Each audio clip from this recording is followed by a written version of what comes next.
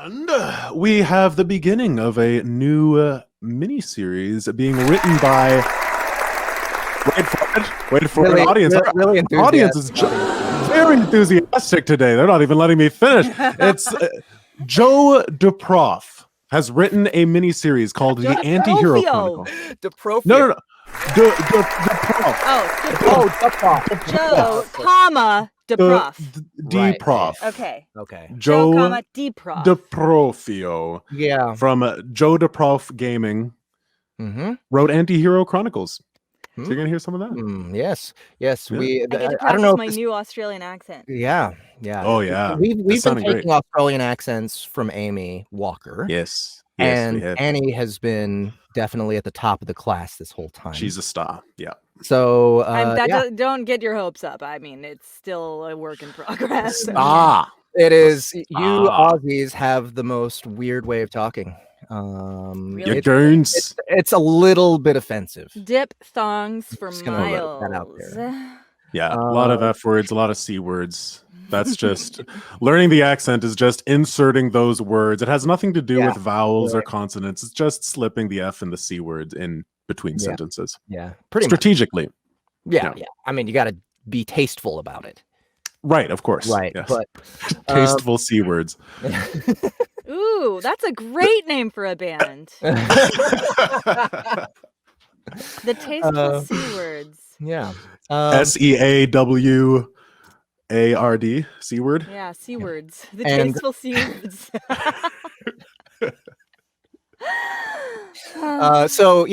If you guys want to find out what else Mr. Deprofio has been up to, he's got a Discord server. I don't know if, let's see, I don't have the link on me right now, but Deprof, if you can drop that in the comments or something, you can lure more people into your den.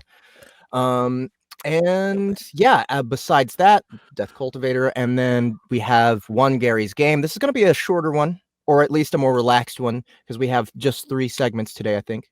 Do we have any more segments than 2? The request, Deprof, and Gary's Games. That's it. All right. And Gary's Games is a haiku game. I don't know much about it, but I'm going to suck at it. That's all I know. Yeah, me too. Yeah. I'm horrible at that sort of thing. All you have to do is count. Haikus are easier than rhyming poems. That's true. Haikus are easy. Let them make you happy now. This is pretty cool. Hey! Good work. I did a Watch haiku, your guys. transformation in real time. Thank you. What a rags to riches haiku story. What am I doing here? I could be. Yeah, you can get yourself to New York City. I'm moving out, Mom. Besides that, before we get they believe in me. Before we get to the rest of the show, and before Justin starts his star-studded adventure through the East Coast, now that he is a famous poet, we can go through all you a had to little do was bit. put on that suit and you just became brilliant. Yeah, exactly. Yes, I get everything I want in life. All right, so news. Most important piece of news: you guys go to soundbooththeater.com if you want to get if you want to get Rampage by Aaron Oster. Yes, cheaper than you would get it from Audible. Go buy it now, because on Thursday we are removing it from the platform. And it's going straight to Audible exclusively. This is Audible. This makes me a little bit sad. I'm gonna be honest. It makes me a little bit sad, just because I have we all have faith in our platform, right? And so when things go away from it for a little bit, especially, I mean, this is one of the ones that sold it better than most of the others. It makes me a little bit sad, but at the same time, it makes me happy that more people are going to be exposed to it. We only have so much reach, right? We have you guys, we have the newsletter, right? And even amongst all of you guys, not everybody wants to get on the platform yet, and I guess I can understand that. It's hasn't been tested as much as it needs to be, but it is getting better constantly. And so I think it's going to be a good thing for Rampage to go out into the wild, and so it's oats on Audible, bring in more people to us, and oh, by the way, we're not putting the deep dive out there either. So if you want the deep dive, you better get it now. And remember, we will be once it's off the platform, if for whatever reason you get into the app and you can't listen to it, make sure to email us so we can get you a link so that you can download the MP3 versions. But our app guys are working on it to make sure that eventually, and it should be pretty soon. I mean, I looked at their timeline. It seems like it should work before next Thursday, but if for whatever reason a few days later it's not still on our platform, you can email us, but you should still be able to listen to it through the app even after it's out of our store. The exclusivity on Audible doesn't worry about what has already been sold, only where it's sold at the moment. So go pick that up, guys. That's essential. Also, for anyone who didn't know, Everybody Loves Large Chests 5 is finally out. Oh yeah. I'm really proud of that one. Yeah, it's a good one. It's a good one. We have also what was the other piece of news? Oh, Archemy Online Book 4. Ooh, it's close. Yes. I said Warslinger. It's not Wars linger. Wars linger. Yeah. Archemy Online. Yes. Archemy Online Book 4 War Singer is almost done. It's really, really close. It's in with our beta listeners right now. And by the way, if you are an avid fan of Soundbooth Theater, you listen to a lot of audiobooks, and you would like to learn more about becoming a beta listener, join our Discord server, and we'll hook you up. So shoot us a message, and we will potentially hook you up. We'll talk about it. We need to. I mean, we can't be taking very many people who don't have PhDs. Yes, that's true. That's true. We'll start a dialogue. You need a PhD. Bring your in advocate, and we'll bring listening. ours. Yeah.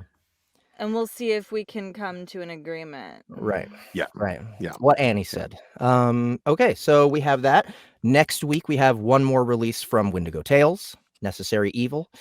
This one will be narrated by Will Watt, featuring Annie Ellicott and Justin Thomas. So we are continuing that saga. There's going to be a total of 7 stories from that particular short story collection. There's going to be one other one that's a little bit tangential that's going to coincide with Pinnacle's Kickstarter campaign at that time in the middle of April. But yeah, just guys, give it a shot. Give Pinnacle Entertainment a shot. Give the Wendigo Tales a shot on our platform. Only $2 per short story. $2, $2.50. Easy. That's easy, right? And I think that's all the news. Any more news? Is that all the news? We had an amazing new article about space buns come out. You can find that space buns, Tulsa, the Tulsa Voice, the Tulsa Times. You can listen to a nice 45-minute audio interview of me in which I go into even more detail about space buns, the process on tulsapeople.com. Has that been posted on the Facebook group yet? I'm not sure if that's been posted on the Facebook group yet, but that's a fun one. And for whatever reason, I was in a very sharing mood that day, and I was just very bizarrely honest about everything in my personal life. So that's one that my friends are getting a good kick out of. I'm getting texts like, "Oh, this shit is cracking me up," and I'm like, "Oh, that's good. I'm glad." Yeah. So if you want to hear all, TMI about, my life for 45 minutes, including really fun stuff about space buns, plus the song from episode 1 at the end, check that out. We'll have that up on the Facebook page soon. Yes. Okay, so that is it. That's the news. What are we doing first? We want to do Deprof's thing, or we want to do Death Cultivator? Let's do Deprof's thing first. Let's start with some superheroes. Dun, dun, dun, dun, dun, dun, dun, dun, dun, dun, dun, dun, dun. Thank you, horn section. I'm sorry. Thank you. That was beautiful. We needed that. Was a piccolo flute or piccolo trumpet. Piccolo trumpet. Oh. Wow, wow. All right. So. Oh man. Those fast fingers. The AntiHero Chronicles, written by Joe Deprof, and this is episode 0, Leap of Faith. Let me give you this blurb real quick. Sorely Grimmerson is your average street-level superhero, angsty, violent, and brooding. When he finally confronts the villains that orphaned him, that killed his parents, he discovers the true bane of society, the superheroes. Sorely registers with GSO, the global superhero organization, to learn that to be the change he wants to see in the world, he needs to become the change. Under the hero alias Grim Raven, Sorely rapidly ascends the ranks of super society, his powers evolving rapidly to meet threat after threat from the coterie of the nefarious. Nope, that is the end of the sentence. Let me try this again. It's okay. It's his first day. It's my first time too, Jeff. Under the hero alias, Grim Raven, Sorely rapidly ascends the ranks of super society, his powers evolving rapidly to meet threat after threat from the coterie of the nefarious. Firmly in the crosshairs of supervillains, the media, and the A-list heroes, Sorely is going to need every ounce of power he has to break the system and save the world. All right, so this one, unlike Emily's wonderful American Fork, is a bit more serious. So we're gonna try and do this straight-faced, everybody, and it shouldn't be too hard. It's written well, and it seems to have some pretty good tension. So I'm looking forward to it. All right, so we have a bunch of character descriptions that you guys don't need. What do you? You don't need those. You'll get to know the characters. All right, that's our business. That's for us. Yeah. All right, but we're ready to go. So just JTJ is the star today. He is our protagonist. Sorely Grimmerson's my name. Annie. Yeah. Haikus are your Annie is Haikus are my game. Annie's going to whip him into shape. All right. Start us off, narrator. Everybody ready? I'm ready. All right. Episode 0. Leap of Faith. Let's go over this one more time. The sideways glare Panzer leveled at Sorely said it all. She didn't think he'd been listening. She was half right. Sorely turned to look at her. This was his first assignment with the hero. He wanted her to know that she had his attention. Panzer was maybe half a head shorter than Sorely. The sides and back of her head were shaved, leaving an ample tuft of rust-colored hair hanging over the right side of her face and hiding one of her hazel eyes. He had a hard time gleaning anything else from her by looks alone. The heavy fatigues she was wearing and impressive number of firearms she brought along occupied most of his attention. Go ahead. Panzer's intense gaze seemed to punch straight through the lenses of his mask. The intent of it was familiar to him. According to Panzer's file, she was former military and was recruited to GSO after the 2050 conflict. Panzer's civilian name was Verna Riggs. As a soldier, she'd been awarded for valor in battle and credited for the success of the Western Federation's Hail Mary operation that marked the beginning of the end of the conflict. Before taking on the role of superhero at GSO, she'd been a drill sergeant for the Western Federation. She was probably used to people addressing her as ma'am. The Council wants your abilities measured in real time. Street-level heroes with superhuman speed, reflexes, and perception are a dime a dozen. But for some reason, the Council sent you out here for a practical exam. My role in this exercise is to observe and document your competence and response to crimes and progress committed by superhuman entities. I've been instructed not to intervene unless there's a significant threat to the public or GSO assets. You're on your own, savvy? The slang caught Sorely off guard, but it made sense considering the barely detectable Australian twang to her words. Got it. He shifted in the super suit. It was the only selection available from the GSO quartermaster that wasn't garish or obvious, but in exchange, he was given a sort of urban ninja look.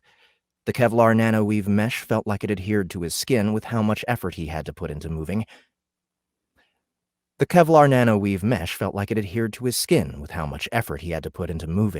Kevlar plates that covered his vital and striking areas were lighter than he expected, and the matte black finish over the whole suit would help him move through the shadows unseen. The only piece of equipment of his own that he'd been permitted was his domino mask. The supplier had been right about one thing so far. The GSO lacked the tech to detect and analyze magic. Wearing the mask had concealed his true face from the GSO and Panzer, and so long as he remembered to put it on, that wouldn't change. A GSO informant submitted to the World Bank would be hit by Zand Brandau's gang tonight. You've got 10 minutes to prep. Since this is a practical extension of your global superhero organization entrance exam, there are 3 conditions that will result in an automatic failure. Death to a civilian is an automatic fail. Brandau's gang escaping without gaining significant intel is an automatic fail. Killing any of Brandau's gang is an automatic fail. You represent the GSO from this point forward. Act like it. Sorley's teeth ground as he set his jaw. You represent the GSO, so no killing, no allowing death. No one gets away. What a load of shit. Sorley struggled to keep the words in his head. He'd witnessed GSO's protocol in action long before being on the inside, but if he were going to fulfill his mission, he needed to play ball. At least for now. I understand. Really? You don't sound like you understand. You sound angry. I'm about to drop into a bank and fight an unknown number of hostiles. No intel regarding their abilities or equipment, and the burden of safety for the night staff of the bank is all on me? Getting angry is how I get ready. He realized there was no lying to Panzer. She'd been the proctor of dozens of street-level cohorts of superhero applicants, many of them, without a doubt, just like him. Another half-truth would have to do. Fighting angry is just going to get you killed, rookie. Brandau himself isn't expected to be at the heist. But if he is, and you go in there mad, he'll pick you apart before you can blink twice. Even with your reflexes. Okay, fine. If I'm going to get down there before it starts, I gotta go now. Sorley vaulted over the ledge of the building. Heroes or villains, it didn't matter. They always staked out their ops from above.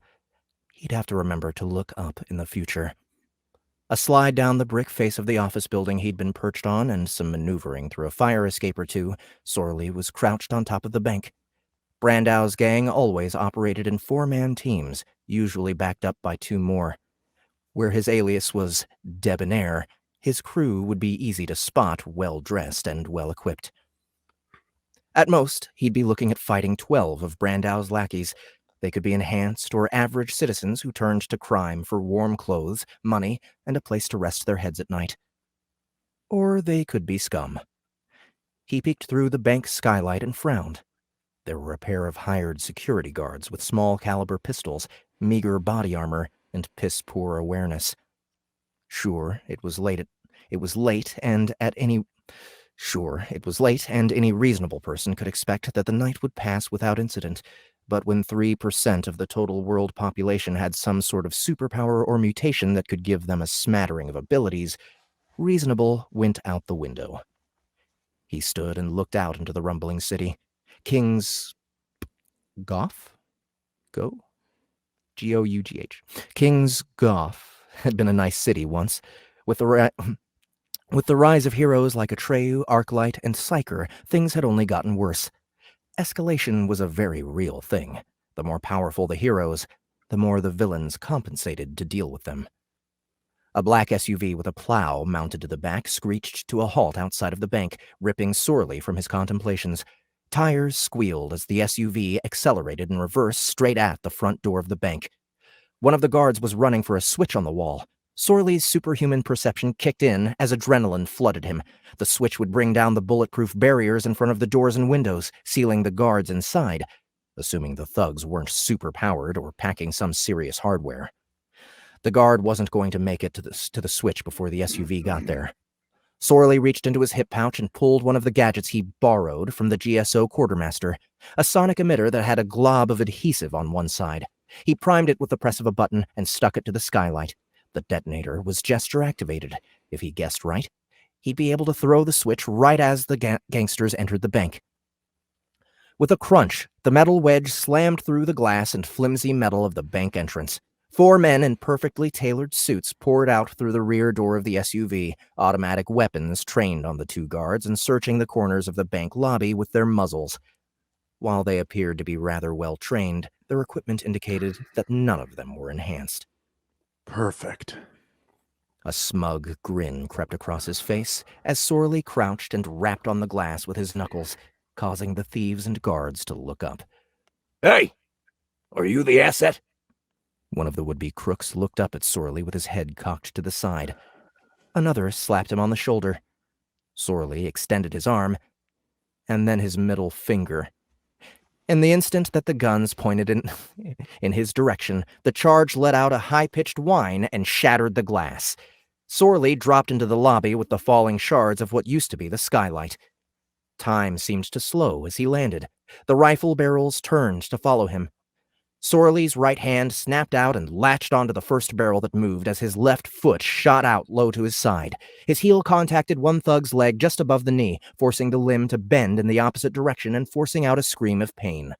With a twist and pivot to the right, Sorley wrenched the rifle out of the hands of the first thug and slammed the stock into the side of another's neck, slung it back into his own grip, fired a shot through the hands of the yet untouched thug, then came to a halt with the barrel pointed at the face of the disarmed criminal. Don't shoot! Tell the other crews to back off. Pack it in and call it a night. The other... Sorley cracked off a shot barely an inch from the man's ear and waited for his ears to stop ringing. What the I hate repeating myself. Tell them to leave. Sorley menaced, the man with the weapon leveling the barrel at the Sorley menaced the man with the weapon, leveling the barrel at the man's knee. There are no other crews!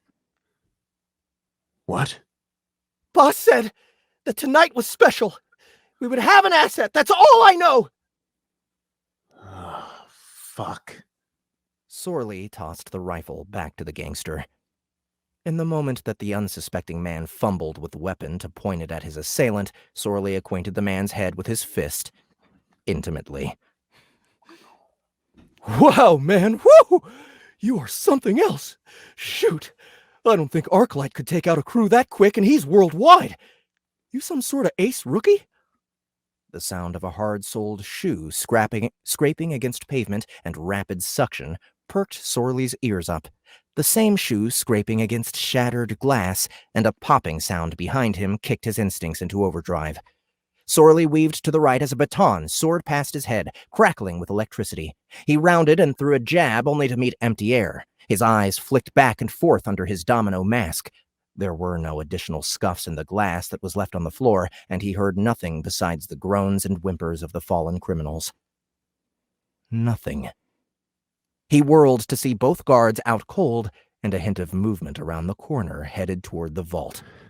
Fuck. He took off in an all-out sprint after the unknown player. Sorley pressed 2 of his fingers against the side of his mask and pushed his intent into it, shaping the magic in the left lens to show him what he had missed in the moment. The fingers wrapped around the baton were slim and eloquent. The sleeve that the hand and arm ran into was 3/4 length purple leather with a Union Jack on the shoulder, and a flash of brown hair told him what he needed to know and just how outclassed he was. Leap. Catherine Knight of London, England, was an exceptional thief and had earned her moniker through her ability to leapfrog through space. From the few reports that had come in, her abilities functioned mostly by starting her jump in one spot and finishing it in another. Sorley's very recent experience proved that, and more. Sorley's very recent experience proved that, and more, was true. The replay winked out just as Sorley slid around the corner. Leap mirrored his slide, jumping out from the wall itself. There was no time to react. The baton cracked across Sorley's jaw, sending sparks across his vision and the surface of his mask as it discharged. He twisted involuntarily, the electricity spasming his muscles. Sorley caught himself before colliding face first into the floor and threw a back kick toward his opponent. More empty air. Sorley's vision snapped back into focus just as a boot rushed toward his face. He lurched to the left, scrambling on the floor. Leap's shin crashed into his collarbone and sent him sprawling across the floor. Right, love. We can either stop here or I can keep kicking the shite out of you. Your choice. He wouldn't be able to take too many more shots like that. Leap's abilities far surpassed his own. It made sense. To handle leaping through solid matter, she would have to have tremendous reflexes and awareness. Sorley groaned as he got to his feet. You know us hero types. Never give up. Never say die. Leap arched an eyebrow at him and put her hands on her hips, studying the novice hero. If I didn't know better, I'd wager you don't believe that at all. Sorley took advantage of her curiosity and shifted. He slipped the vial he got from his supplier into his hand. She told him that injecting it was the only way to get the boost he was looking for. Unfortunately, he left the syringe in his other, non-existent supersuit. He pulled off the nanoweave mask and tossed it to the floor.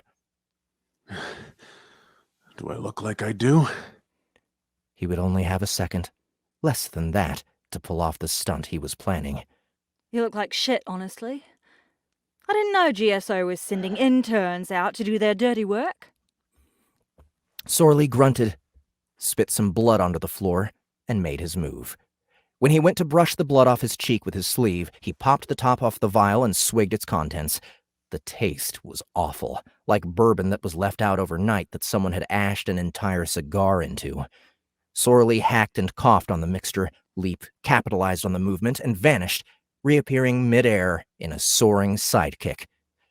Whatever the concoction was kicked in immediately. Sorley's reflexes fired off and he weaved to the side.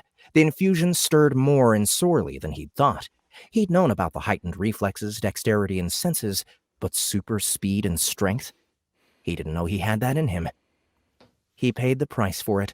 His dodge not only cleared him from the potential follow-up attack, but the potential to do anything else as he soared through the sheetrock wall in the hallway at the front counter. Sorley didn't feel a thing. He shot up to his feet and was very suddenly back where he'd jumped from.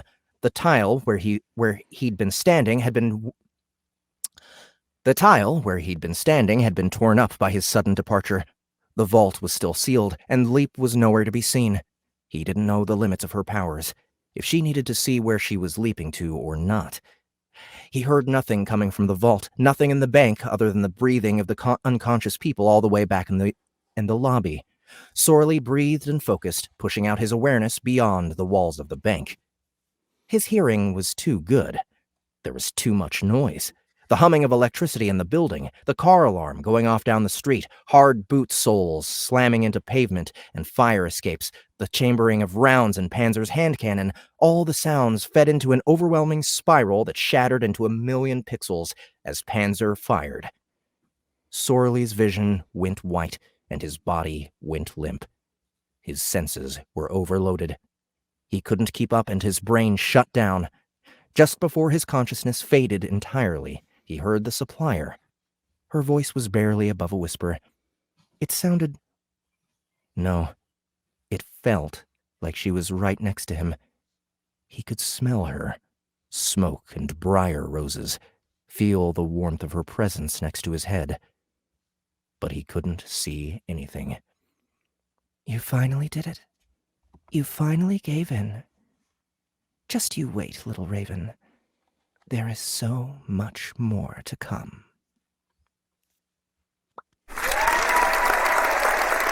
Nice. All right. All right. Yeah. Fuck yeah. So Yeah. action-packed. Yeah. A lot of fun. Joe, get in here. Get your ass in here. Tell us about this. Hey, it's Hello. Joe. What's going on? So what do you want to know? I want to know where this came from. So So this kind of came. I work in a cubicle most of the day, and I get pretty bored, so I just kind of let my mind wander. And my wife and I had recently just kind of cranked through all of the Marvel movies again, and I was thinking about Spider-Man: Far From Home, and about how like all of the all the villains and stuff like that in Far From Home came out specifically because of like the irresponsible nature of superheroes, like in the moment. I was like, that would be a cool story. And I I like writing, oh my god, the prof. I like writing anti-hero stories, and I personally feel like there needs to be more. And I just kind of started writing this, and then I was like, you know what? Like I'm just gonna keep going. So Sorley is kind of based off of a character that I played very briefly in a tabletop game, who was inspired by Terry McGinnis from Batman Beyond. So I just kind of pulled all of that into one spot and just let it go to see what happened. Awesome. Yeah. So this is pretty intense, pretty dark. Holy Amish chin strap, Batman. That's I think I pulled it off well. Yeah, you do. Yeah. Oh yeah. Yeah. I like it. But yeah, it's nice and intense, nice and fast paced. And so yeah, so how much of this is written already? This was just was this just a chunk that you sliced off the top? So this was actually pretty much entirely new writing, like this episode. What I have a fair amount of it already kind of mapped out. When I had initially talked with the fabulous Emily Labus about this, I was kind of mapping out how I wanted the story to go, and I decided that for this very episode of Soundbooth Theater Live, I needed to figure out a pilot episode, because pretty much every superhero show that I've ever seen starts off with a pilot episode that throws you right into the action and then kind of puts you into the origin and then the rest of the story afterwards. So I'm trying to capture that classic flow while still keeping it punched up and intense. Awesome. Yeah. You guys have any questions? Yeah, well, I mean, this is more. more.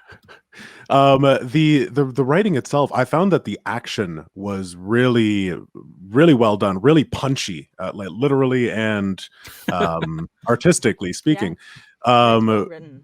For the budding authors in the chat, you actually do have you are studying creative arts and writing.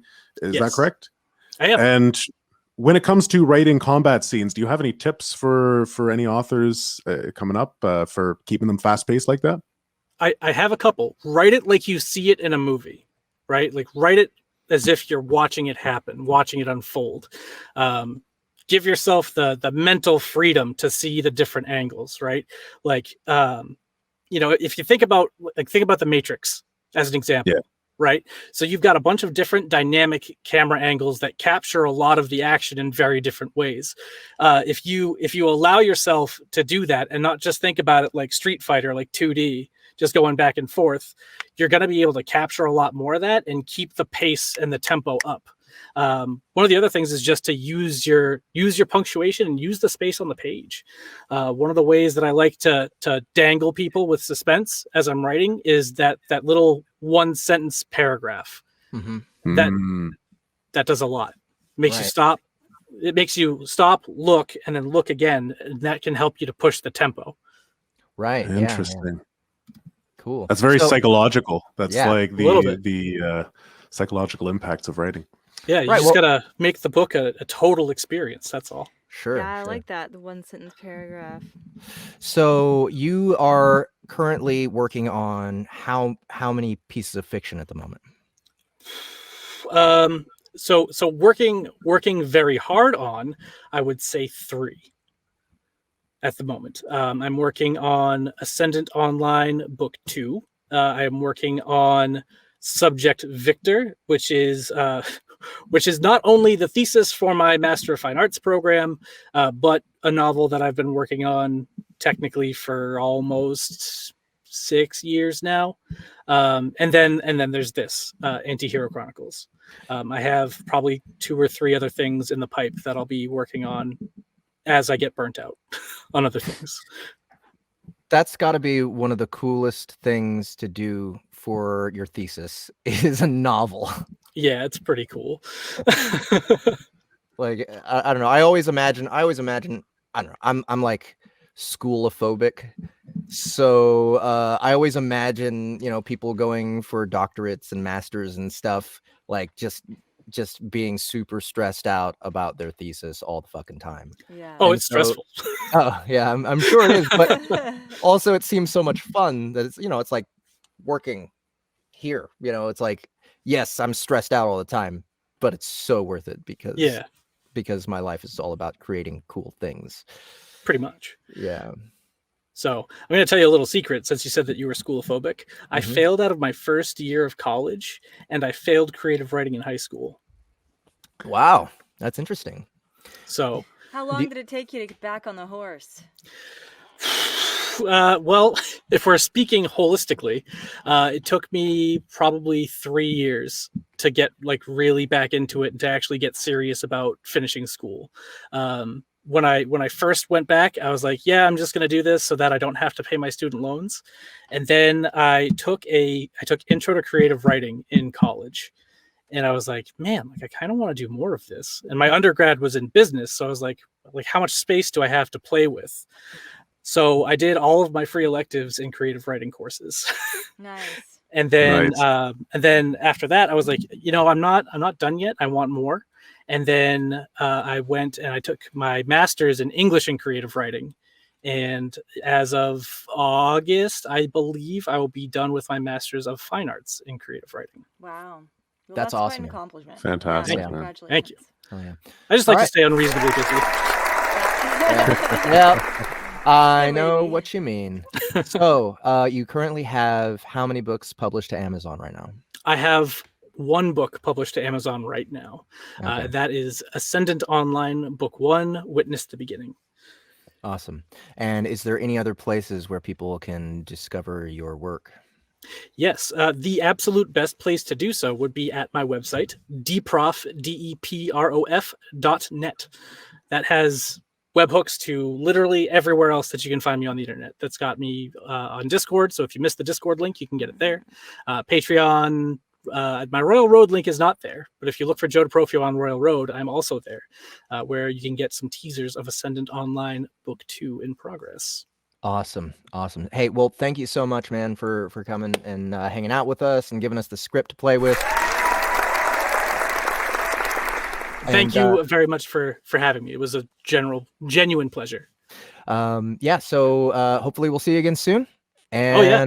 yeah, on to Death Cultivator, guys. You ready?